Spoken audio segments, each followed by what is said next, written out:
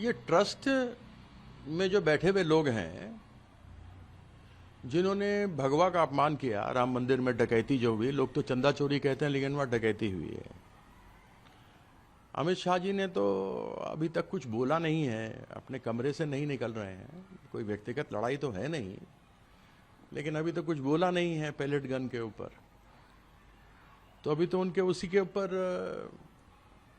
इस्तीफे की बात चल रही है। इस्तीफा तो उनको राम मंदिर वाले उसमें भी देना चाहिए, क्योंकि राम मंदिर ट्रस्ट तो उन्होंने नहीं बनाया। और अगर पप्पू यादव पर तो आप जिस प्रकार का आरोप लगा रहे हैं, उस प्रकार का आरोप तो भगवाधारियों पे लगता है। रावण भी साधु के भेष में भगवा में ही आया था, और यहां तो एक से एक बैठे हुए हैं, अभी तक किसी ने नहीं दिया। यहां पर पराशरन जी हैं, खैर वो तो एक सीनियर सुप्रीम कोर्ट के जज हैं, उनको तो जाकर बताना चाहिए कि किस प्रकार की डकैती हुई। इसमें भगवा वाले स्वामी नित्यानंद दास गोपाल दास जी हैं, प्रेसिडेंट ऑफ द ट्रस्ट हैं। स्वामी गोविंद देव गिरिराज महाराज हैं, जो ट्रेजरर हैं। कहते मैं तो आज तक गया नहीं, मैंने किसी चेक पर साइन किया नहीं।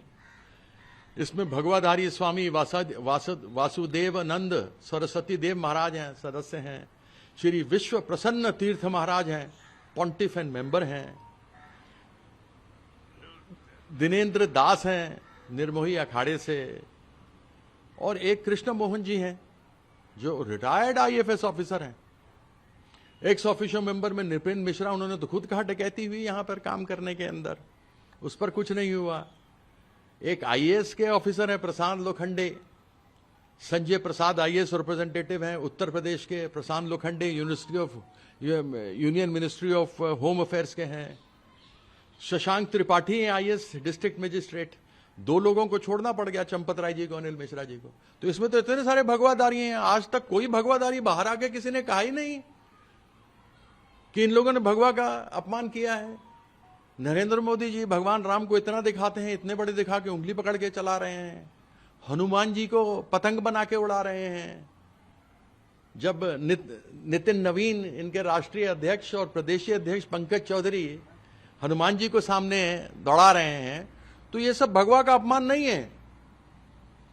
जो आरएसएस की चड्डी में, ड्रेस में गणेश जी को बना के ऐसे ध्वज प्रणाम करवा रहे हैं, वो सब नहीं है। अगर कोई जिम्मेवार है तो वो पप्पू यादव ही है। इन सबों का क्या जवाब होगा? इन्होंने आज तक नैतिकता के आधार पर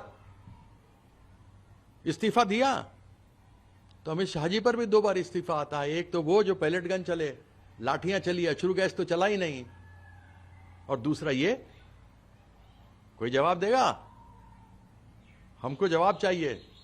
इनके इस्तीफे क्यों नहीं? पप्पू यादव ने तो दर्शाया, चित्रार्थ किया कि किस प्रकार से वहां डकैती हुई है। पैलेट गन तो चला, कैसे चलता है? किसी भी डेमोक्रेटिक फॉरवर्ड या डेवलपिंग कंट्री में पैलेट गन का इस्तेमाल नहीं होता है। इन्होंने तो पहले कहा, मंत्री ने कहा, जितेंद्र सिंह ने, कि पैलेट गन का इस्तेमाल ही नहीं हुआ, और एमएलसी के अंदर सब कुछ आ गया। 2 दिन तक ये चुप रहे। जब ये मामला पकड़ा तो डिप्टी कमांडेंट बीएसएफ के जाकर के वह लिखवाता है कि पैलेट गन का इस्तेमाल हुआ है, और उसमें रबड़ के बुलेट नहीं थे, छर्रे थे। छर्रे कितने घातक होते हैं कि एक आदमी की आंख चली जा रही है, 4-5 लोग घायल हुए हैं, सबों को दबाया जा रहा है, छोटे छोटे बच्चों से माफी मंगवाई जा रही है।